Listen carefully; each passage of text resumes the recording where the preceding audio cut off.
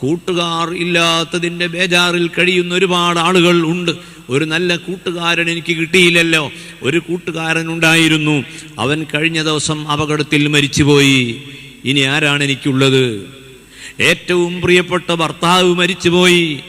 ആ ഭർത്താവിൻ്റെ വേർപാടോടുകൂടി ജീവിതം തള്ളി നീക്കുന്ന എത്രയോ വിധവകൾ ഉണ്ട്. പുതിയൊരു ഭർത്താവിനെ കിട്ടാൻ പ്രയാസമാണ്. കാരണം ആരോഗ്യമെല്ലാം ക്ഷയിച്ചു. 3-4 മക്കളുണ്ട്. ആ ചുമതലയൊന്നും ആരെ ഏറ്റെടുക്കാൻ മുന്നോട്ട് വരികയുമില്ല. അങ്ങനെയുള്ള സഹോദരിമാരുണ്ട്. ഏറ്റവും പ്രിയപ്പെട്ട വാപ്പ ഒരു തണലായിരുന്നു. ആ വാപ്പയുടെ പെട്ടെന്നുള്ള മരണം കൊണ്ട് ബുദ്ധിമുട്ടായി കഴിയുന്ന മക്കൾ ഉണ്ട്. അവരൊക്കെ ചിന്തിക്കുന്ന വിഷയമാണ്, എനിക്ക് കൂട്ടിനൊരു വാപ്പയില്ലല്ലോ, എനിക്ക് കൂട്ടിനൊരു ഭാര്യയില്ലല്ലോ, എനിക്ക് കൂട്ടിനൊരു ഭർത്താവില്ലല്ലോ. അങ്ങനെ വ്യാകുലപ്പെടുന്ന ആളുകൾക്ക് സൂറത്തു നിസായിലെ ഈ വചനത്തിലൂടെ അല്ലാഹു സമാധാനം നൽകുകയാണ്, ശാന്തി നൽകുകയാണ്, പരിഹാരം നൽകുകയാണ്. ഏതാണ് ആ പരിഹാരം? വമൻ യുതിഇല്ലാഹ വറസൂൽ.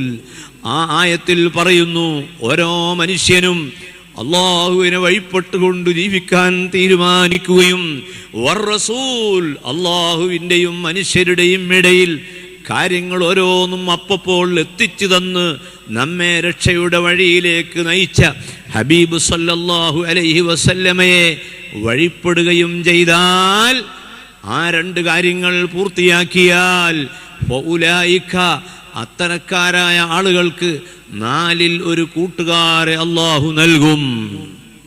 അവർ വിചാരിക്കാത്ത കൂട്ടുകാരായി അള്ളാഹു പലരെയും നൽകും. അങ്ങനെയാണ് കേരളത്തിൽ നിന്ന് വളരെ പ്രതീക്ഷയോടുകൂടി ബിസിനസ് ആരംഭിച്ച് അത് പരാജയപ്പെട്ട് ആരോ പറഞ്ഞു ഗൾഫിൽ പോയാൽ രക്ഷപ്പെടും. അങ്ങനെയാണ് പോയത്. അവിടെ എത്തിയപ്പോഴാണ് വലിയ പ്രതിസന്ധിയും പ്രയാസങ്ങളും അവിടെ വന്നപ്പോൾ ഇനി എന്ത് എന്ന് ആലോചിക്കുന്ന സമയത്താണ് ഈ ആയത്ത് അവൻ പാരായണം ചെയ്യുന്നത്. ഖുർആനിൽ എല്ലാറ്റിനും പരിഹാരമുണ്ട്. സുബ്ഹാനല്ലാഹ്, ഏറ്റവും നല്ല ഒരു കൂട്ടുകാരൻ, നമ്മുടെ ഏറ്റവും നല്ല കൂട്ടുകാരൻ ആരാണ്?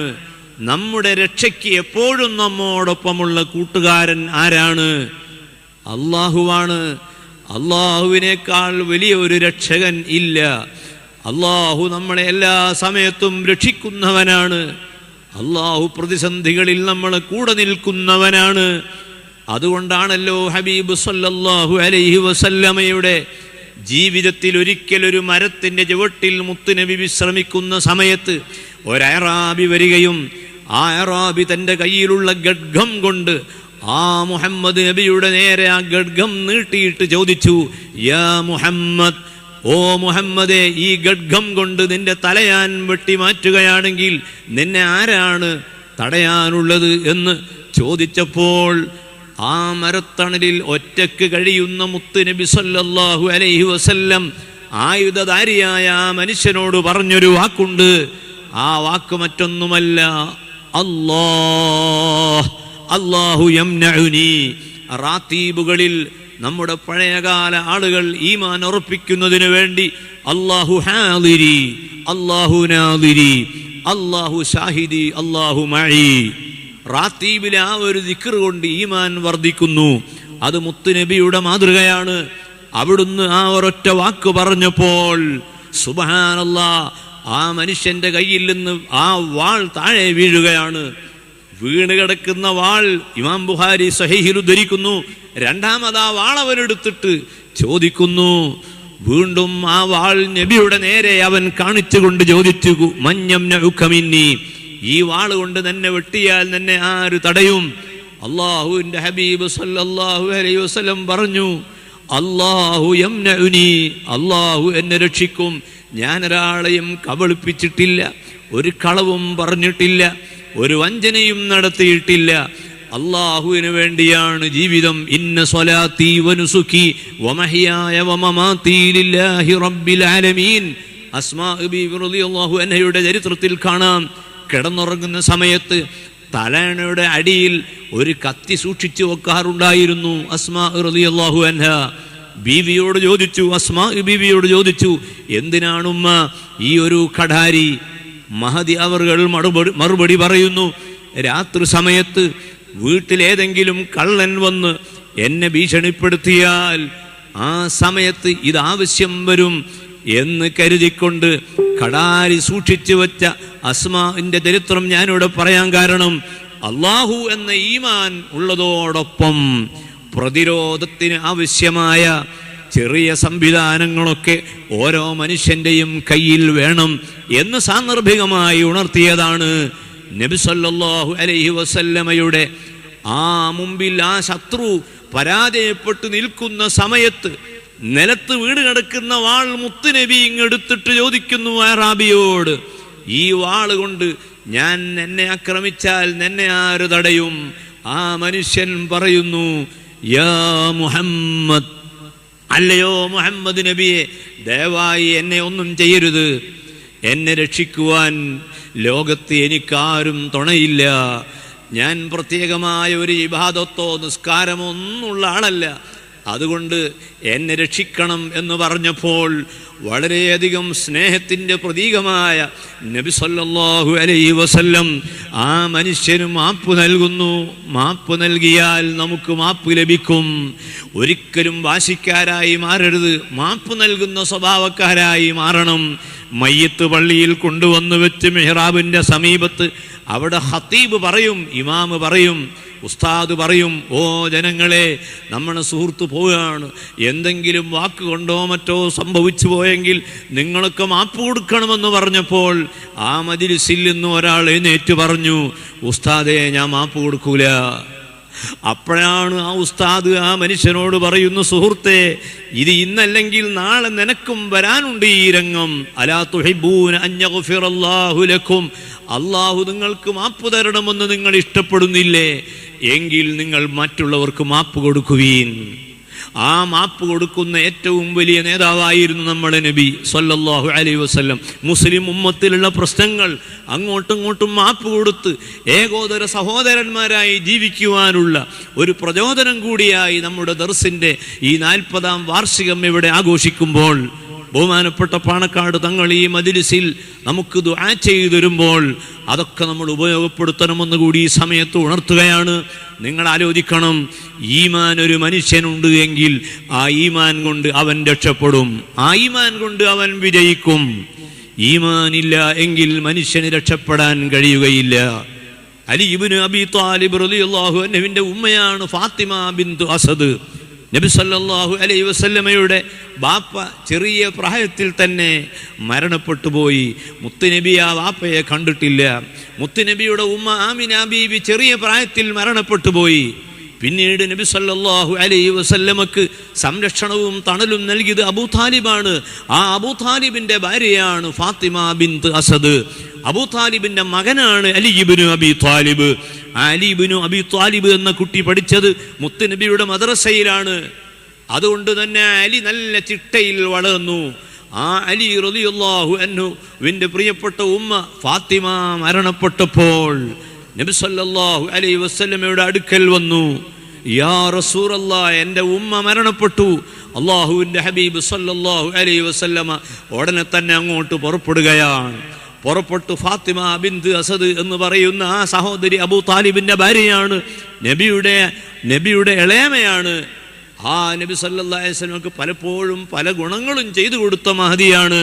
ആ മഹദി മരണപ്പെട്ട വിവരമറിഞ്ഞപ്പോൾ അവിടെ ഓടിയെത്തുകയും കുളിപ്പിച്ച് കഫൻ ചെയ്ത് ആ ജനാസ ഖബറിലേക്ക് താഴ്ത്തുമ്പോൾ നബി സല്ലല്ലാഹു അലൈഹി വസല്ലമ ധരിച്ച വസ്ത്രം ഫാത്തിമ ബിന്ത് അസദിന്റെ കഫൻ തുണിയിൽ ചേർത്ത് വെക്കുന്നു.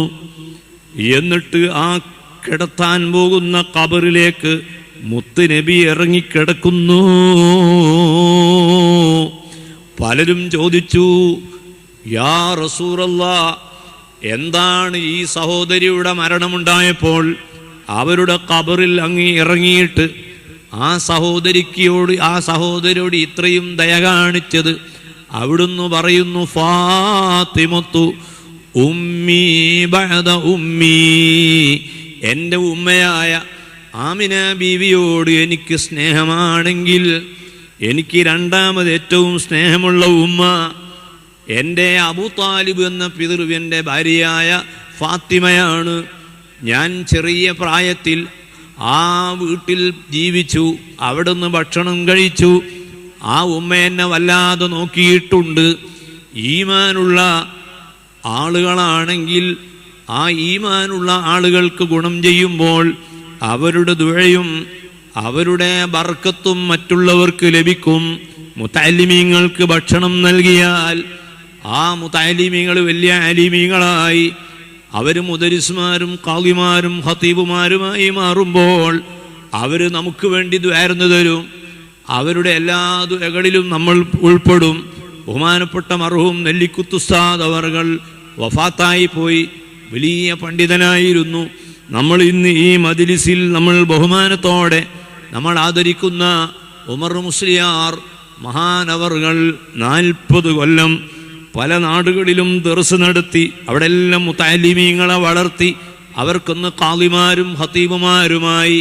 അതുപോലെ ഈ കടലാന്തിരിയിൽ കഴിഞ്ഞ വർഷങ്ങളിൽ ഇവിടെ മുദരിസ്മാരായിരുന്ന ഒരുപാട് മുദരിസ്മാരുണ്ട്. നമ്മളെ ബഹുമാനപ്പെട്ട അഹമ്മദ് മുസ്ലിയാർ ഇരുമ്പുഴി റഹീം സാഹിബിൻ്റെ ജ്യേഷ്ഠൻ ഇവിടെ ബാക്കവി ഇതിവിടെ മുദരിസായിരുന്നു. അവരൊക്കെ അധ്യാപകരായിരുന്ന കാലത്ത് അവർക്കും മുതഅല്ലിമീങ്ങളുണ്ടായിരുന്നു. ആ മുതഅല്ലിമീങ്ങൾക്ക് തുണി വാങ്ങിക്കൊടുക്കാനും അവർക്ക് ഭക്ഷണം നൽകാനും ദർസിൻ്റെ വിഷയത്തിലൊക്കെ സഹകരിക്കാനും മുന്നോട്ട് വന്ന ആളുകൾക്ക് ലഭിക്കുന്ന വലിയ സമ്മാനം ആ മുതഅല്ലിമീങ്ങളുടെയും ആലിമീങ്ങളുടെയും ദുആയാണ്. നെല്ലിക്കുത്ത് സാദിക്കൽ പറഞ്ഞു, ഞാൻ ആഗ്രഹിക്കുന്നത്, എൻ്റെ ആഗ്രഹം ശമ്പളമല്ല, മറ്റൊന്നുമല്ല.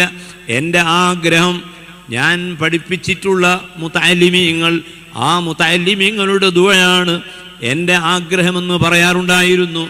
അതുകൊണ്ട് തന്നെ വലിയൊരു സമ്പാദ്യമായി ഇത് കാണണം. ഈമാൻ കടാതങ്ങനെ കാത്തു സൂക്ഷിക്കണം. ആ ഈമാനുള്ള ആളുകളെ പ്രിയം വെക്കണം. ആ ഈമാനുള്ള ആളുകൾ ദുആയിൽ ഉൾപ്പെടാൻ വേണ്ടി ആഗ്രഹിക്കണം. ഹജ്ജിനോ ഉംറക്കോ ഒരു മുഅ്മിനായ മനുഷ്യൻ പോകുന്ന സമയത്ത് അവരോട് ദുആ കൊണ്ട് വസിയ്യത്ത് ചെയ്യുന്ന പതിവ് നമ്മളെ നാട്ടിലുള്ള മുഴുവൻ ആളുകൾക്കുമുണ്ടല്ലോ.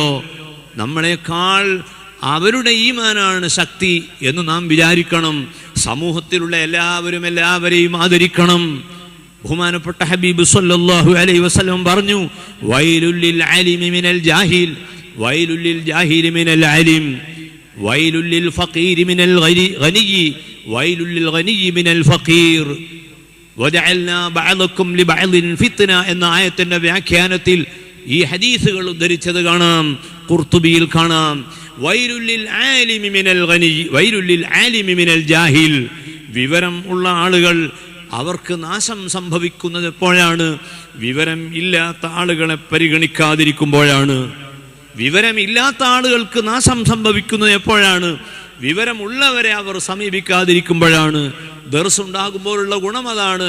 സാധാരണക്കാരായ ആളുകൾക്ക് അവർക്കെപ്പോഴും കയറി ചെല്ലാം. ഹുജ്ജത്തുൽ ഇസ്ലാം അബൂ ഹമദുൽ ഗസാലി റഹ്മത്തുള്ളാഹി അലൈഹി ഇഹ്യാ ഉലൂമുദ്ദീനിൽ അൽ അംറു ബിൽ മഅറൂഫി വൻ നഹ്യി അനിൽ മുൻകർ എന്ന അധ്യായത്തിൽ പറയുന്നത് കാണാം.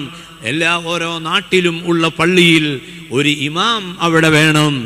അത് മുദരിസോ ഇമാമോ ഖാദിയോ ആയ ഒരു മനുഷ്യൻ ഒരു പള്ളിയിലുണ്ടായാൽ അംറും ബിൽ മഅറൂഫും നഹ്യുൻ അനിൽ മുൻകറും വളരെ ഭംഗിയായി നടത്താനും പബ്ലിക് പീപ്പിളുമായി ബന്ധപ്പെട്ടുകൊണ്ടിരിക്കാനും അവർക്ക് കഴിയും. അങ്ങനെ ഇൻഷാ അല്ലാഹ് സാധാരണക്കാർക്കുള്ള ഒരു അത്താണിയാണ് പള്ളിയിൽ ഒരു ഉസ്താദ്. അതുപോലെ സാധാരണക്കാരായ ആളുകളുമായി ബന്ധപ്പെടാൻ ഒരുങ്ങി നിൽക്കുന്ന ഒരു സ്വഭാവത്തിലേക്ക് ഗുരുനാഥന്മാരും പള്ളിയിലെ മുതഅല്ലിമീങ്ങൾ കൂടി അവർ രൂപപ്പെടുകയാണെങ്കിലോ അതിൻ്റെ മാധുര്യം വളരെ വലുതാണ്. അർഹമുർ റഹീമീനായ റബ്ബ് പരിശുദ്ധ ഖുർആനിൽ പറഞ്ഞു, കൂട്ടുകാരില്ലാത്തവർക്ക് വലിയ കൂട്ടുകാർ ഒന്ന് ആരാണ്? അമ്പിയാക്കളാണ്. ആ അമ്പിയാക്കളെ കൂട്ടത്തിൽ ഏറ്റവും വലിയ നേതാവ് ഹബീബ് സ്വല്ലല്ലാഹു അലൈഹി വസല്ലം. ആ നബിക്കുള്ള സ്വലാത്താണ് ഏറ്റവും നല്ല കൂട്ട്. 2 ശുഹദാക്കളാണ്. ആ ശുഹദാക്കൾ ആകുന്ന ബദർ ശുഹദാക്കൾ അടക്കമുള്ള മഹാന്മാർ അവർ നമ്മുടെ കൂട്ടുകാരാണെന്ന് ഖുർആൻ പറഞ്ഞു. അവരെ ബഹുമാനിക്കലും അവരേതുകൊണ്ടാണോ വിജയിച്ചത് ആ വിജയിച്ച കാര്യങ്ങൾ ഓർത്തുകൊണ്ട് അവരെ പ്രിയം വെക്കലും നമുക്ക് വിജയത്തിനുള്ള വഴിയാണ്. 3 സ്വാസുദ്ദീഖുകൾ ഔലിയാക്കൾ. ഔലിയാക്കളായ മഹാന്മാർ അവരുടെ ദുആ ലഭിക്കാനുള്ള ആഗ്രഹം, അവരെ മജ്‌ലിസിൽ പോയിരുന്ന് ആമീൻ പറയൽ, അത് വിജയത്തിനുള്ള വഴിയാണ്. വസ്വാലിഹീൻ, നാലാമത്തേത് സ്വാലിഹീങ്ങളായ മുഴുവൻ ആളുകളും നമ്മുടെ കൂട്ടുകാരാണ്. കുടുംബമാകണമെന്നില്ല, ഗുരുവാകണമെന്നില്ല, ശിഷ്യനാകണമെന്നില്ല. മുഅ്മിനായ കൂട്ടുകാരൻ നമുക്കെന്നും കൂട്ടുകാരനാണ്. ആ നിലക്ക് ഏത് പ്രയാസമുള്ള സമയത്തും വിജയിക്കുവാനുള്ള വഴിയായി ഇതൊക്കെ നാം കണ്ടുകൊണ്ട് മുന്നോട്ട് നീങ്ങണമെന്ന് ഈ സമയത്ത് ഓർമ്മപ്പെടുത്തി ഞാൻ എൻ്റെ വാക്കുകൾ അവസാനിപ്പിക്കുകയാണ്. റഹ്മാനും റഹീമുമായ റബ്ബ് സുബ്ഹാനഹു വ തആല അവൻ പൊരുത്തപ്പെടുന്ന നല്ല ആളുകളിൽ നമ്മയും നമ്മളെ ഭാര്യമാരെയും നമ്മളെ കുടുംബത്തെ ഉൾപ്പെടുത്തി തരട്ടെ.